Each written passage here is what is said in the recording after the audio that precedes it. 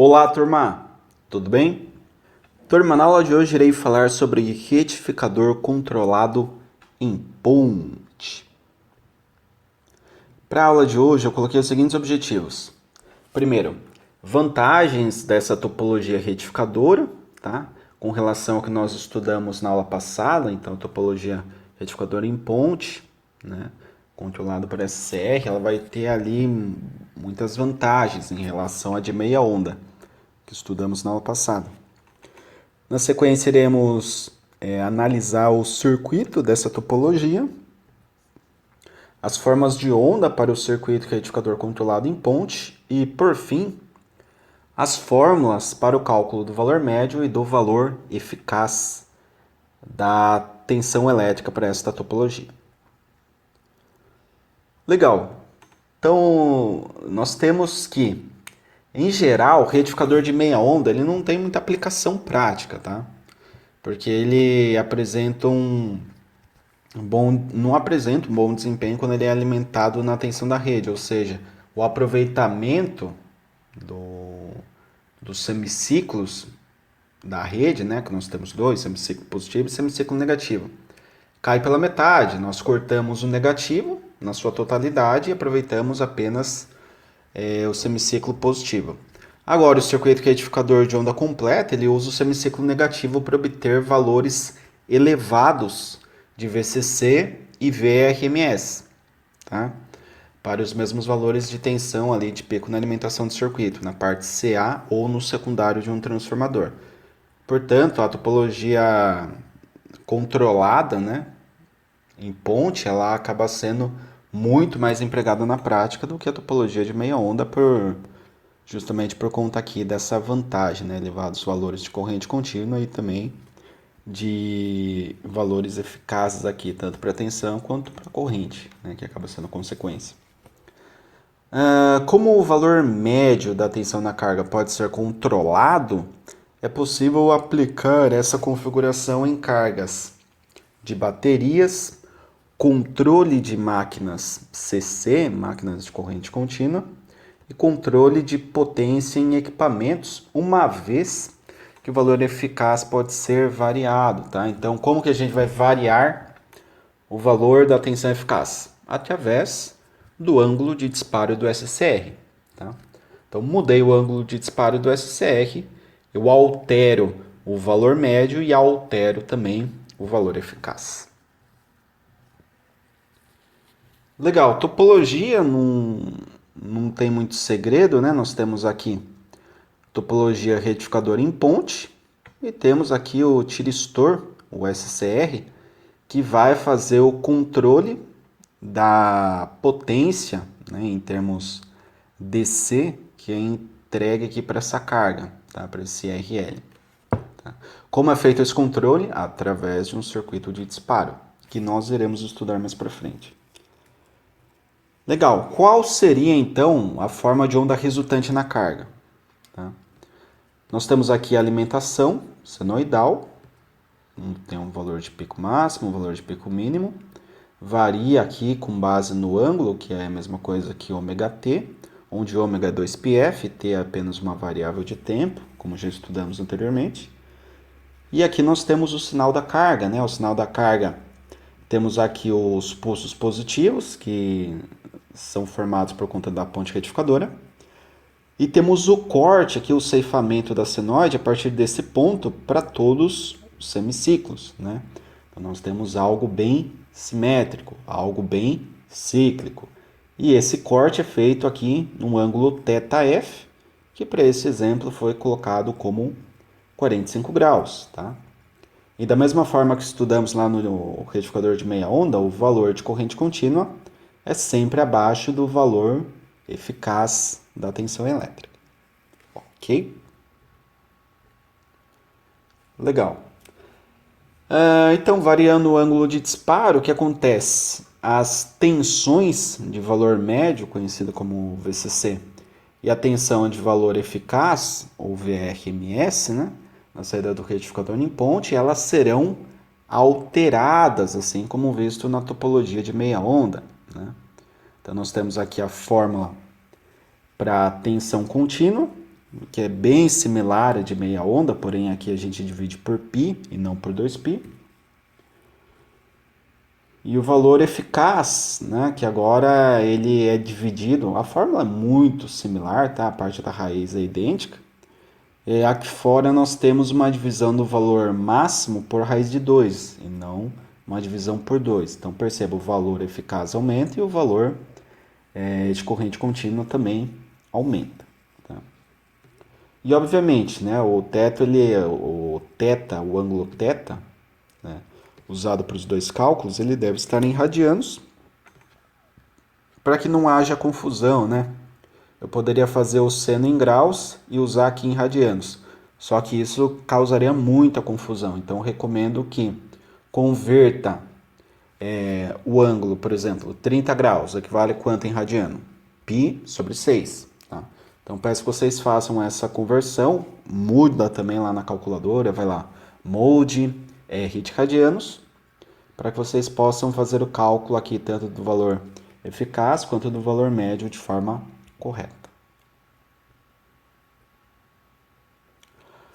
Aqui eu trago figuras, né, que demonstram ali o desenvolvimento da tensão de corrente contínua e da tensão eficaz em função do ângulo de disparo para uma tensão de pico de 155 volts.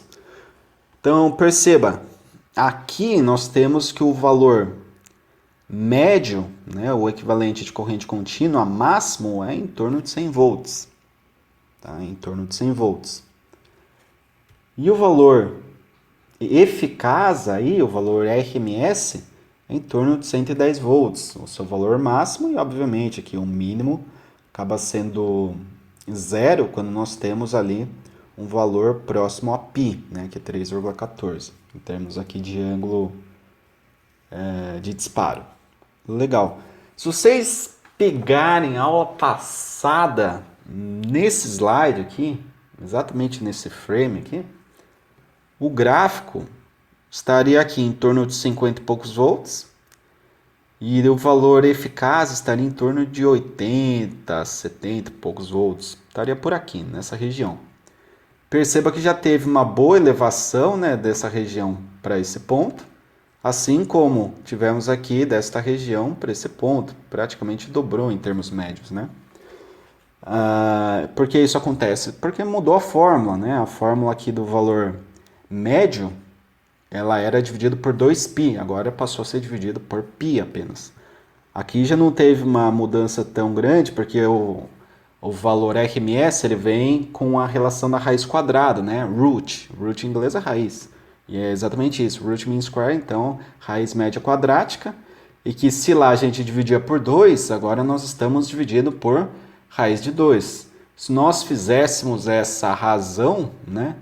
Raiz de 2 sobre 2, ou melhor dizendo, 2 dividido por raiz de 2, nós teríamos aí 1,41, que basicamente é raiz de 2, tá? Ou seja, teríamos aqui, arredondando, uma elevação de 40% desta região para o ponto atual, tá?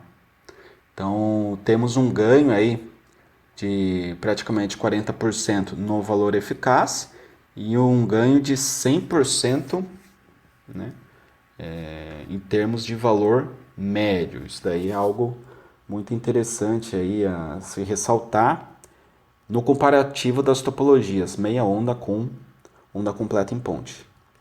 Agora eu vou trazer aqui uma segunda aplicação, uma aplicação interessante, tá? Que é a seguinte, ó.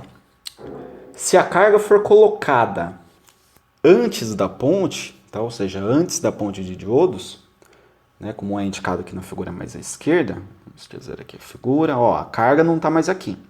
Ela está colocada depois da fonte, entre o diodo D1 e D2, né, anodo de D1 e catodo de D2. Conectei a carga aqui, o que acontece?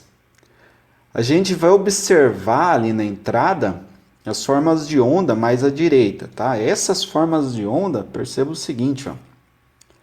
Como a carga está logo depois da fonte, ou seja, está em série com a fonte alternada, a tensão na carga tem uma área positiva e tem uma área negativa. Tá? Então, o que eu faço? Eu controlo aqui o ângulo de disparo no semiciclo positivo, mas controlo também o semiciclo negativo. E assim vai. Então, o que acontece? Em vez de jogar essa senoide perfeita na minha carga, eu corto um pedaço da área positiva e eu corto um pedaço da área negativa. Tá? Fazendo esses cortes, conseguimos mudar o valor RMS que é colocado na carga. Tá? E fazendo isso, nós temos o seguinte, ó. Conforme observamos na figura anterior, ali, a questão do circuito e da forma de onda, mesmo a tensão apresentando um valor eficaz, né, um valor ali distinto, a tensão contínua, ela valerá zero. Por quê? Porque a área do semiciclo positivo, ela se torna igual à área do semiciclo negativo. E daí é uma média, né?